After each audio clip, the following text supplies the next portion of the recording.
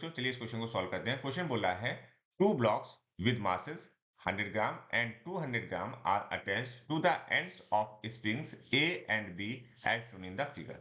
The energy stored in capital A is E. The energy stored in B when spring constants Ka, Kb of A and B respectively satisfy the relation 4Ka is equal to 3Kb is। आपको energy पता करनी है B में, उस case में जब ये relation satisfy हो रहा है, साथ साथ एनर्जी ऑफ ए जो दिया हुआ है दैट इज ई। तो हमारे पास एनर्जी का फॉर्मूला क्या है? एनर्जी का formula in the case of spring U is equal to 1/2 K x square होता है। के क्या है? स्प्रिंग कांस्टेंट है। एक्स जो है दैट इज एन इलोंगेशन और compression from the natural length. अच्छा, इस क्वेश्चन को अगर हम ध्यान से देखें तो यहाँ पर हमारे पास कोई भी x की वैल्यू नहीं गिवन है। तो हमारे पास एक और फॉर्मूला होता है that is f is equal to kx।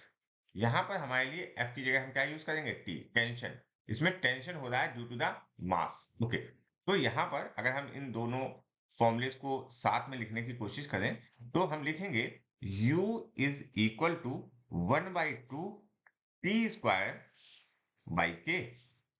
Clear हो गई बात? ये फॉर्मूला हमको यहाँ पर यूज करना पड़ेगा क्योंकि यहाँ पर सब चीजें हमें रेशियो के टर्म में है, तो रेशियो के टर्म में ही लिखते हैं। देखते हैं कैसे लिखेंगे इसको। हम लिखेंगे यहाँ पर U A upon U B, energy of A upon energy of B is equal to T A square upon T B square multiplied by K B upon K A. इसको आपको लिखना आना चाहिए, ठीक है। अच्छा, आप वैल्यूज को रख देते हैं। वैल्यूज को रखेंगे, कैसे वैल्यूज को रखेंगे देखिएगा ध्यान से। अगर आप वैल्यूज को समझने की कोशिश करें तो यू ए की वैल्यू क्या है? ई है।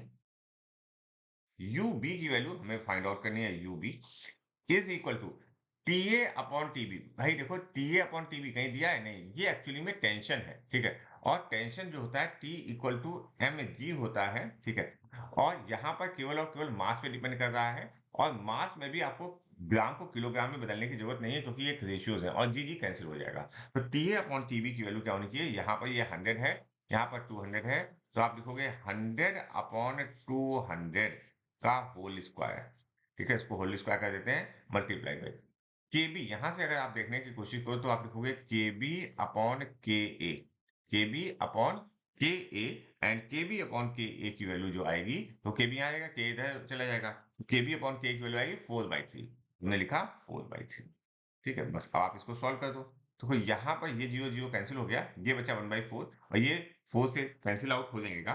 तो यहाँ पर मैं इसको ऐसे लिख सकता हूँ, E upon UB is equal to 1/4 multiplied by 4/3। तो ये 4 और 4 कैंसिल हो गया, और यहां से जो वैल्यू आई UB is equal to 3 of E। और हमारा ऑप्शन कौन सा सही हुआ? हमारा option 4 is correct for this question.